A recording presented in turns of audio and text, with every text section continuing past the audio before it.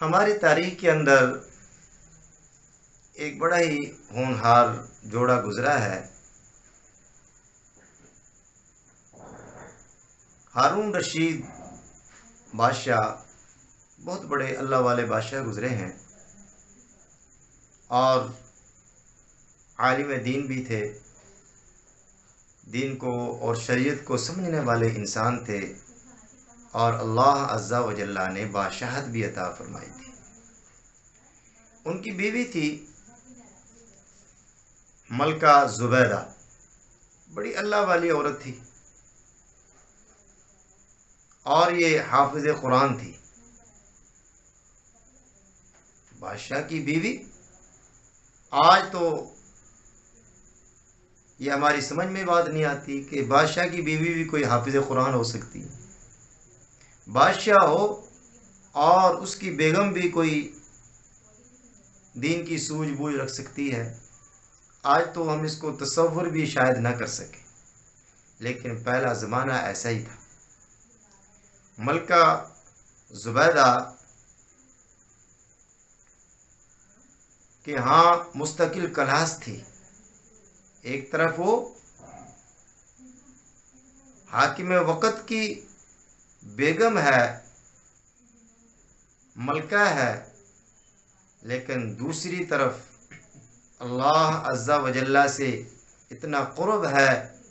شریعت سے اتنی محبت ہے، دینداری اتنی ہے کہ مستقل وہ قرآن پاک کی کلاس چلا رہی ہیں، بچیوں کو حافظ قرآن بنا رہی ہیں، عالم دین بنا رہی ہیں۔ ایسا بھی ایک وقت مسلمانوں کے اوپر گزرا ہے، لیکن آج یہ صرف کہنے کی باتیں رہ گئی ہیں، شاید کوئی اس کا یقین بھی نہ کرے کہ ایسا بھی دور گزرا ہے۔ تو یہ بڑی نیک خاتون تھی، اس نے بڑے بڑے کارنامے کیے ہیں، بہت سخی عورت تھی، بہت اللہ والی تہجد گزار عورت تھی۔ ان کے کارناموں میں ایک بہت بڑا جو کارنامہ ہے وہ نہر زبیدہ ہے۔ اس کی تفصیل تو کسی وقت پھر انشاءاللہ آئے گی۔ نہر زبیدہ کی اہمیت کا اندازہ آپ اس سے لگائیں کہ میدان عرفات کے اندر حاجیوں کے لیے پانی کی بہت بڑی پریشانی تھی، کیونکہ مکے کے اندر پانی نہیں ہے، اور حاجی حضرات جو 5 دن حج کے ہوتے ہیں وہ بڑے اہم ہوتے ہیں، احرام باندھنا، پھر احرام باندھ کر مینا جانا، پھر دوسرے دن پھر میدان عرفات جانا، پھر میدان عرفات سے پھر رات کو مزدلفہ آنا، پھر صبح مزدلفہ سے پھر مینا کے اندر شیطان کو کنکریاں مارنا، اور پھر طواف زیارت کرنا،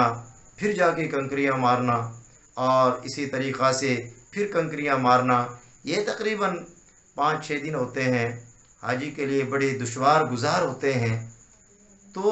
حاجی حضرات اپنے گھڑوں کے اندر، اپنے مشکیزوں کے اندر، اپنے برتنوں کے اندر پانی ساتھ ساتھ اٹھائے پھرتے تھے ان 5-7 دنوں کے اندر، کیونکہ مکے کے اندر پانی تھا اور باہر تو پانی نہیں تھا۔ تو وہ مٹکا بھر لیا کسی نے، کوئی مشکیزہ بھر لیا اور اس کو ساتھ ساتھ لیے پھرے، تو بڑے یعنی کہ مشکلات تھیں۔ تو ملکہ زبیدہ رحمہ اللہ تعالیٰ نے سوچا کہ حاجیوں کی کوئی خدمت کرنی چاہیے، تو انہوں نے ایک دور تقریباً 25-30 کلومیٹر دور کوئی چشمہ تھا پہاڑوں کے اندر، وہاں سے انہوں نے یہ طے کیا کہ یہاں سے ایک چھوٹی سی نہر بنائی جائے اور اس کا رخ میدان عرفات کی طرف کیا جائے تاکہ حاجی حضرات کو سہولت ہو جائے۔ تو اس کو نہر زبیدہ کہتے ہیں۔ انہوں نے مخلوق خدا کے اوپر رحم کرنے کی غرض سے، حاجیوں کی خدمت کرنے کی غرض سے، اس وقت جب نہ کوئی کرنٹ کا دور تھا، نہ کوئی مشینری کا دور تھا، یہ اس وقت کی بات ہے، اور 25-30 کلومیٹر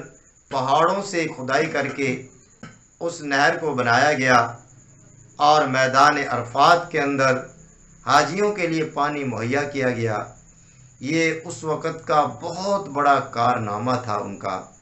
جس کو پوری دنیا کے اندر سراہا گیا۔ لیکن آخر جس نے دنیا کے اندر آنا ہے اس نے جانا بھی ہے۔ تو ملکہ زبیدہ رحمہ اللہ تعالی، آخر ان کو بھی وہ موت کا پیالہ اور موت کا جام پینا پڑا اور اس دنیا کو خیر آباد کہنا پڑا۔ تو جب وہ اس دنیا سے چلی گئیں، رخصت ہو گئیں اور ایک دوسرے جہان کے اندر منتقل ہو گئیں، جس کو ہم برزخ کہتے ہیں یا قبر کی زندگی کہتے ہیں، تو خواب کے اندر کسی سے ملاقات ہوئی۔ تو انہوں نے پوچھا، زبیدہ کیا بنا؟ تو ملکہ زبیدہ نے کہا کہ الحمدللہ اللہ تبارک و تعالیٰ نے مجھے بخش دیا ہے، اللہ تبارک و تعالیٰ نے مجھے معاف کر دیا ہے۔ تو انہوں نے کہا کہ آپ کو تو معاف کرنا ہی تھا، آپ نے بڑے بڑے کارنامے کیے ہیں، بڑی سخاوتیں کی ہیں، بڑے بچیاں حافظ قرآن بنائی ہیں، عالم دین بنائی ہیں، تو اللہ تبارک و تعالیٰ نے تو آپ کو بخشنا ہی بخشنا تھا۔ تو حضرت زبیدہ نے فرمایا کہ نہیں بھائی، وہ تو میرے سارے کے سارے عمل دھرے کے دھرے رہ گئے۔ اللہ تبارک و تعالیٰ نے مجھ سے پوچھا کہ زبیدہ کیا لے کے آئی ہے؟ تو میں نے کہا کہ اللہ تیری مخلوق کے لیے میں نے نہر بنوائی ہے، پانی کا بندوبست کیا ہے۔ تو آگے سے جواب ملا، وہ تو آپ نے خزانے کے رقم سے کی ہے، خزانے کے پیسوں سے کیا ہے، آپ وہ بتائیں جو آپ نے میرے لیے کیا ہو۔ تو حضرت زبیدہ فرماتی ہیں کہ میں تو بڑی گھبرائی، اب کیا بنے گا؟ جس عمل کو میں اپنی نجات کے لیے سب سے بڑا ذریعہ سمجھتی تھی اور سب سے بڑی خدمت سمجھتی تھی، وہ تو آج کسی کام بھی نہیں آیا، اس کی تو کوئی قیمت نہیں لگی۔ پھر اللہ تبارک و تعالیٰ کی طرف سے ندا آئی کہ آپ کا ایک عمل ہمارے پاس ہے جس کی وجہ سے آپ کو بخشا جاتا ہے اور آپ کو معاف کیا جاتا ہے۔ وہ کون سا عمل ہے؟ تو پھر فرمایا گیا کہ ایک دن ایسا تھا کہ آپ کو بھوک لگی ہوئی تھی، اور بھوک لگنے کے بعد دسترخوان بھی لگ گیا، کھانے بھی سج گئے، اور اس کے بعد نوالا پکڑا، لقمہ پکڑا، اور لقمہ ابھی منہ کی طرف جا رہا تھا تو مسجد سے اللہ اکبر کی آواز آ گئی۔ مسجد میں اذان شروع ہو گئی۔ تو جس وقت اذان شروع ہوئی تھی، مسجد کے اندر سے اللہ اکبر کی آواز گونجی، تو اتفاقاً جیسا کہ عام طور پر ہوتا ہے کہ آدمی گھر کے اندر بے تکلفانہ زندگی گزارتا ہے، زیادہ پردے کا اہتمام نہیں ہوتا، کسی وقت عورتیں ننگے سر بھی رہ جاتی ہیں، تو یہ ہوتا ہے گھروں کے اندر ایسے عام طور پہ۔ تو حضرت زبیدہ وہ بھی اس وقت جب گھر کے اندر تھی اور کھانے کی تیاری کے اندر تھیں، تو ان کے سر سے دوپٹہ وہ اترا ہوا تھا۔ دوپٹہ اترا اس طرح نہیں تھا کہ دوپٹہ اتار کر رکھا ہوا تھا، بلکہ وہ سرک گیا تھا سر سے اور تھوڑا نیچے ہو گیا تھا۔ تو جو ہی اللہ اکبر کی آواز آئی تو حضرت زبیدہ رحمہ اللہ تعالی کو بڑی فکر ہوئی کہ میرا سر ننگا ہے، اللہ کا نام بلند ہو رہا ہے، اللہ کے گھر سے اذان کی آواز آ رہی ہے اور تو ننگے سر۔ انہوں نے وہ لقمہ ادھر ہی رکھا، لقمہ جو ہاتھ کے اندر پکڑا ہوا تھا اور اس کو وہ اپنے منہ کے اندر ڈالنے والی تھی، اس کو ادھر ہی دسترخوان کے اوپر رکھا، اور سب سے پہلے اپنے سر کو دوپٹے سے ڈھانپا اور سر کو چھپایا اور اس کے بعد پھر لقمہ اٹھایا، پھر اس کو کھایا۔ اللہ تبارک و تعالیٰ فرماتے ہیں زبیدہ یہ تیرا ایسا مجھے عمل پسند آیا ہے جو تو نے میرے نام کا ادب کیا ہے، میرے نام کا احترام کیا ہے، اذان کا پورا ادب کیا ہے، اور ننگے سر اس کو سننا برداشت نہیں کیا، بلکہ بھوک کی حالت کے اندر آپ نے لقمہ رکھ دیا اور میرے نام کا ادب کیا ہے۔ مجھے یہ عمل ایسا پسند آیا ہے کہ میں نے اس عمل کی وجہ سے آپ کی بخشش فرما دی، آپ کو معاف کر دیا۔ اندازہ لگائیں کہ ہماری شریعت کے اندر ادب کتنی اہم چیز ہے، کتنی ضروری چیز ہے۔ اسی طریقہ سے ایک مختصر اور واقعہ ہے کہ مسجد کے قریب ایک لوہار تھا، ترکھان تھا، اور بیچارہ جو لوہاروں کا کام ہوتا ہے، ترکھانوں کا کام ہوتا ہے، لیکن جب وہ اس دنیا سے چل بسا، فوت ہو گیا، تو کسی اللہ والے نے خواب کے اندر دیکھا اور پوچھا کہ کیا بنا؟ فرمایا کہ اللہ تبارک و تعالیٰ نے امام احمد بن حنبل رحمہ اللہ تعالیٰ سے نیچے والا مقام مجھے عطا فرما دیا۔ آپ اندازہ لگائیں کہ امام احمد بن حنبل کتنے بڑے امام ہیں، کتنے بڑے اللہ کے ولی ہیں، کتنے بڑے محدث ہیں، اور استقامت کے پہاڑ تھے۔ ان کی مداح اور ان کی سیرت پر کتابیں لکھی ہوئی ہیں، لیکن اس لوہار کو جو اللہ تبارک و تعالیٰ نے مقام عطا فرمایا، بظاہر تو یہ کچھ بھی نہیں تھا، لیکن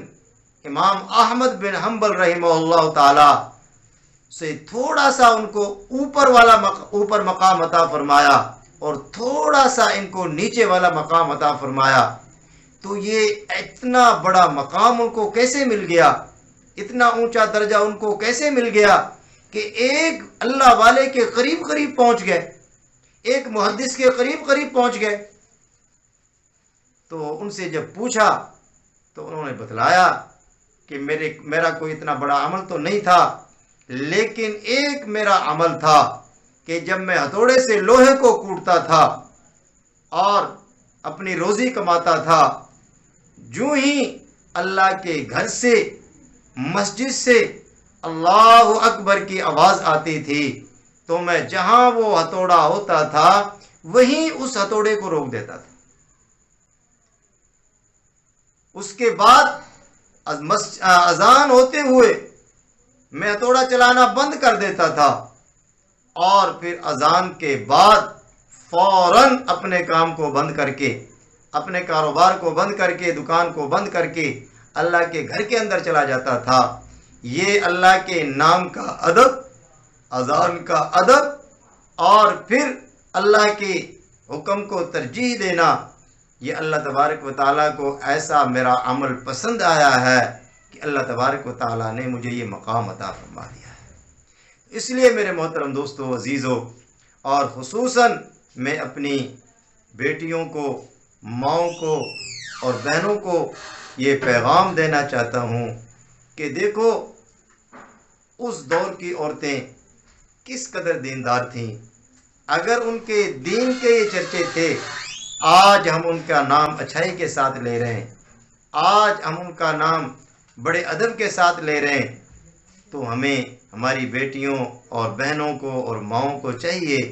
کہ وہ بھی اپنے آپ کو شریعت کا پابند بنائیں اور اپنے آپ کو پردے کے اندر رکھیں۔ انشاءاللہ دنیا کے اندر بھی اللہ تبارک و تعالیٰ عزت عطا فرمائیں گے، اور پھر قبر حشر اور میدان پل صراط اور پھر میزان کے وقت بھی اللہ تبارک و تعالیٰ کامیابی عطا فرمائیں گے۔ اگر ہم نے ہماری زندگیوں سے ادب نکل گیا تو پھر خالی صورتیں ہوں گی، خالی شکلیں ہوں گی، بظاہر تو ہم خوش ہو رہے ہوں گے کہ ہم دین کا کام کر رہے ہیں، ہم اچھا عمل کر رہے ہیں، لیکن جس عمل کے اندر، جس کام کے اندر ادب کو ملحوظ خاطر نہ رکھا گیا ہو، اللہ تبارک و تعالیٰ کے ہاں اس کی کوئی قیمت نہیں ہے۔ اللہ تبارک و تعالی ہمیں ہر کام کے اندر ادب و احترام کے ساتھ اس کو ادا کرنے کی توفیق نصیب فرمائے، اور پورے آداب کے ساتھ ہر کام کو کرنے کی توفیق نصیب فرمائے۔